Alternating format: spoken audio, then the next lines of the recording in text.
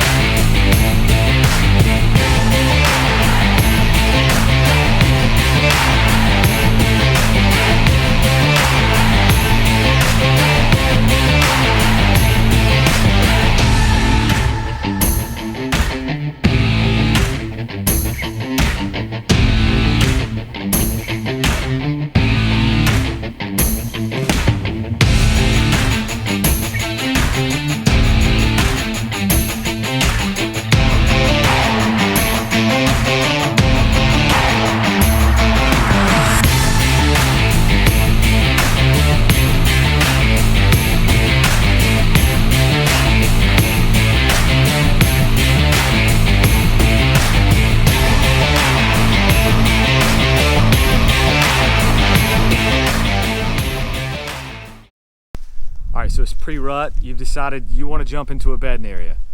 So how do we get started with that? In my opinion, there's several things that you need to look at. One key factor is access. That's the number one most important. Can I get in a morning time hunt? Because that's the only time I'm going to get in a bedding area is a morning time hunt. Can I get in on a northeast, northwest wind after that cold front pushes through? That's the type of wind you want to be able to get in on. So can I get into it? If I can't get into it without bumping deer, I'm not going to hunt it. Number two, I'm going to look for a bedding area that's 5 to 15 acres. I want something that's smaller. It condenses the deer. It makes it a lot easier to bow hunt. That's predominantly what I'm going to be looking for. Number three is water. Is there water close behind the bedding area? Because if there's water close behind the bedding area, it's going to be solid. Number four, I'm going to be looking for a bedding area that has a high number of does, because that's where the buck's going to be checking for does during that pre-rut time period. Number five, and probably the most important, is the bedding area in my target buck's home range? Is this his core area? Because that's where he's going to be there first during the pre-rut, checking those does in that bedding area. So those are the key factors you want to look at when determining which bedding area to go after.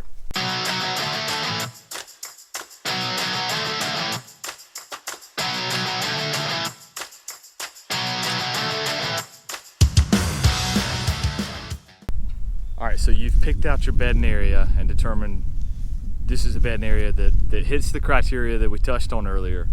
So now what? What's the most important thing? Access, access, access. What I mean by that is not just how you enter and how you exit, but also in how often are you going in there. I'm gonna go in to the bedding area and probably get cameras set up, specifically cell cameras, about a month before it gets right. I'm going to set those cameras up. I'm not going back in. My goal is to stay out of that bedding area. Let my cell camera tell me, or cell cameras, sometimes I run two, let them tell me when the activity is picked up. Whenever I start seeing bucks on camera and they get consistent, then I'm going to go in there and I'm going to hunt them. And whenever I say consistent, I don't mean one picture of a buck and now I'm going in there. I want to see multiple days in the morning, 2 to 3 days before I'm going to go in there, and obviously on the right wind. That's probably your biggest factor. Is people go into a bedding area, they want to get it set up, they go in there and hang a stand. You go in there one time, hang a stand, hang your cell camera, and then stay out for a month, month and a half.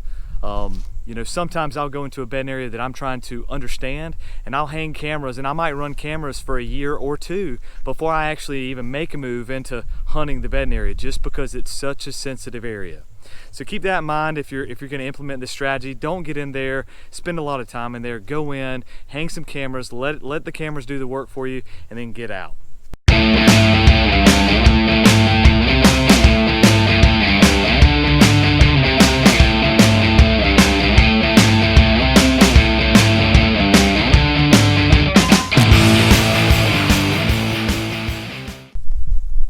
why bedding area pre-rut? I know a lot of you are thinking, I'm going to wait until the rut and I'm going to go into the bedding area at that point. Well, during the rut, that buck, especially if you're targeting a specific buck, that buck could be in a totally different bedding area. He's looking for the next doe. Maybe he's already bred several of the does in that core area during the pre-rut, because that's typically when lockdown occurs, right? So I like to get into that core area of that buck I'm targeting during the pre-rut. Knowing where that buck is really going to determine whether or not you're successful. But if you get in there during pre-rut, you'll catch that buck before lockdown. If he is locked down with the doe, you're going to catch him moving around within that bedding area if you're in there tight, especially if there's water or food within that bedding area where the doe doesn't have to leave and the buck doesn't have to leave. He's going to try to keep her close. So pre-rut is my favorite strategy, and most importantly, one of the reasons is testosterone's on the rise, so you're going to get a lot of daytime activity. This buck's going to be on his feet looking for that doe. Maybe he goes and checks a couple different bedding areas. The key is to be in one of those bedding areas where he frequents, maybe one where he stays. But you got to catch the right wind, you got to access it right, and then you got to make sure that he's there on a pretty consistent basis before you go in. Those are just a couple tips for me.